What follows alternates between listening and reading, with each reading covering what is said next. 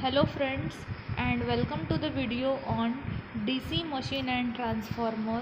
Our today's topic is derivation on EMF equation of transformer. I am Suvarna Ghate, lecturer of NIT Polytechnic Nagpur. Today I am going to teach you the derivation of EMF equation of transformer.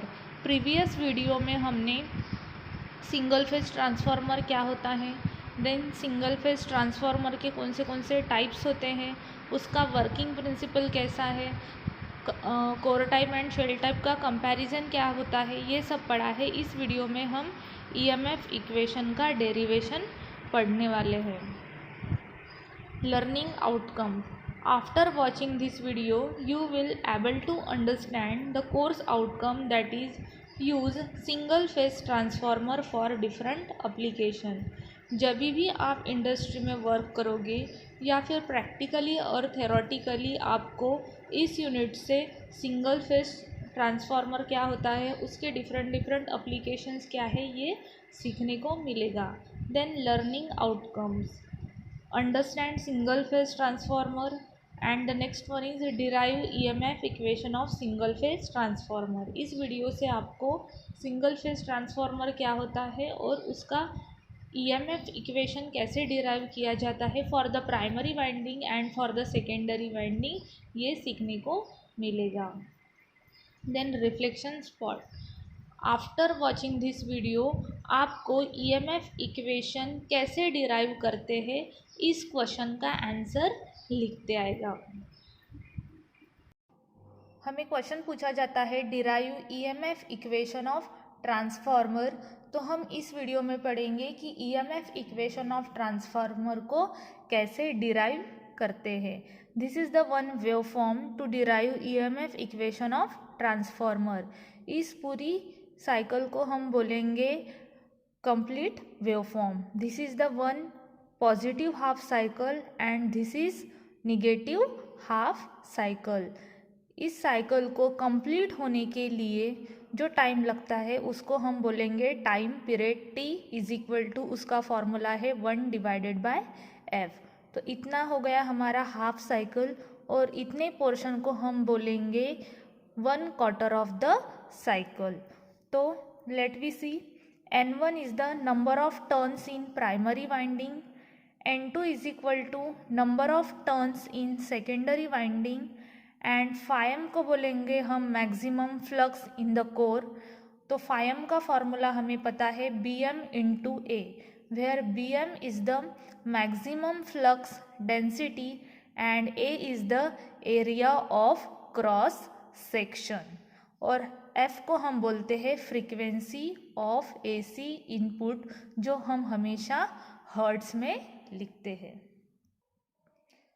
As shown in figure, जैसे कि हम figure में देख रहे हैं, flux increases from zero value to the maximum value, जिसे हमने φm बोला है। हम यहाँ पे देख रहे हैं हमारी जो वेवफॉर्म है वो ज़ीरो से स्टार्ट हुई है, देन इंक्रीज होते हुए वो मैक्सिमम पॉइंट पे तभी गई है जिसको हमने बोला है φm in 1/4 of the cycle. In 1/4 यानी जब हमारी वैल्यू मैक्सिमम वैल्यू को रीच करती है तो उतने ड्यूरेशन को हम बोलते हैं 1/4, हाफ से भी half, that is T is equal to 1/4f। हमने अभी बोला था कि हमारा फ्लक्स चेंज हुआ है, that is from zero value to the maximum value. So average rate of change of flux, that is flux is equal to φm divided by 1/4f। φm क्योंकि हमारा वैल्यू मैक्सिमम फ्लक्स तक change हुआ है, उसको change होने को जो duration लगा है दैट इज़ 1/4f। सो हम इसको रीअरेंज करेंगे φm इंटू, इसको अगर हम रीअरेंज करते हैं तो न्यूमरेटर डिनोमिनेटर जाएगा और डिनोमिनेटर न्यूमरेटर में आएगा, that is 4f divided by 1। So numerator is multiply with numerator and denominator is multiply with denominator. So φm into 4f divided by 1 का मतलब होता है इसमें डिनोमिनेटर में कुछ भी नहीं है। देन एवरेज ईएमएफ पर टर्न्स हमें मिला है 4F∅m। If the flux phi varies, then the RMS value of induced EMF is obtained by multiplying with average value। अगर हमारा फ्लक्स चेंज होता है तो उसकी RMS वैल्यू हमें तभी मिलेगी जब हम उसे एवरेज वैल्यू से मल्टीप्लाई करेंगे। तो सबसे पहले हम निकालेंगे फॉर्म फैक्टर, क्योंकि वो हमें RMS वैल्यू में यूज़ होने वाला है। तो फॉर्म फैक्टर का यूज़ होता है RMS value divided by average value. तो हमें RMS वैल्यू की वैल्यू पता है, that is 0.707 and average value होता है 0.637। So put this value in calculator, you get the form factor is 1.11। अब हमें इंड्यूस्ड ईएमएफ को आरएमएस वैल्यू में लिखना है, तो उसका फॉर्मूला है form factor into average value of EMF. तो फॉर्म फैक्टर अभी हमने कैलकुलेट किया 1.11 into average value of EMF पर टर्न्स हमें पता है 4F∅m। So 1.11 into 4 is 4.44 F∅m. These are the EMF equation of transformer for primary winding and this is for the secondary winding. The RMS value of induced EMF in primary winding के लिए हम E1 को note down करेंगे E1 से, that is 4.44 F∅m और N1 को बोलेंगे N1। Induced EMF in primary winding, that's why the number of turns for the primary winding. So RMS value of induced EMF in secondary winding को हम यहाँ पे note down करेंगे E2 और turns को भी बोलेंगे N2. So E2 is equal to 4.44 F∅m N2। For primary के लिए हमने यहाँ पे 1 को नोट डाउन किया है और सेकेंडरी वाइंडिंग के लिए हमने यहाँ पे 2 को नोट डाउन किया है। So derive the EMF equation of transformer का हमें यहाँ आंसर मिलता है। The EMF equation of transformer is E is equal to 4.44 F∅m into N for the primary winding, that is E1, and for the secondary winding, that is E2. Now assignment. The assignment question is derive EMF equation of single phase transformer।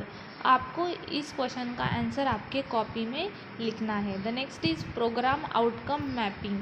तो इस topic से हमें कौन से PO satisfy होते हैं ये देखते हैं हम। Then PO1 is basic knowledge and discipline knowledge. तो आपको इससे इक्वेशन कैसे डिराइव किया जाता है, देन उसका यूज़ कहाँ होता है, ये सिंगल फेज ट्रांसफार्मर के बारे में पता चलता है, तो आपका PO1 सेटिस्फाई होता है।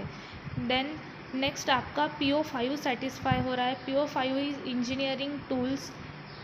जब आप एक्सपेरिमेंट परफॉर्म करोगे, ट्रांसफार्मर की टेस्टिंग करोगे, देन आपको EMF इक्वेशन काम आएगा कि उसका मैक्सिमम फ्लक्स कैसे निकालते हैं, देन नंबर ऑफ टर्न्स क्या है वाइंडिंग में।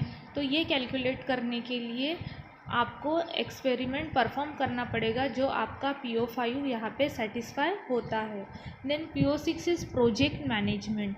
आप जब इंडिविजुअली माइक्रो प्रोजेक्ट करोगे या फिर प्रैक्टिकल परफॉर्म करोगे, तब आपको सिंगल फेज ट्रांसफार्मर का नॉलेज होना ज़रूरी है, तो इससे आपका PO6 सेटिस्फाई हो रहा है। Then PO7 is life long learning. जब भी आप इंडस्ट्री में जाओगे या पावर सिस्टम में ट्रांसफार्मर को हैंडल करोगे, प्रैक्टिकली ट्रांसफार्मर को हैंडल करोगे, तब आपको सिंगल फेज ट्रांसफार्मर का जो आपने अभी नॉलेज लिया है वो वहाँ काम में आएगा। दैट्स वाई आपका PO7 भी यहाँ पे सेटिस्फाई हो रहा है। Thank you.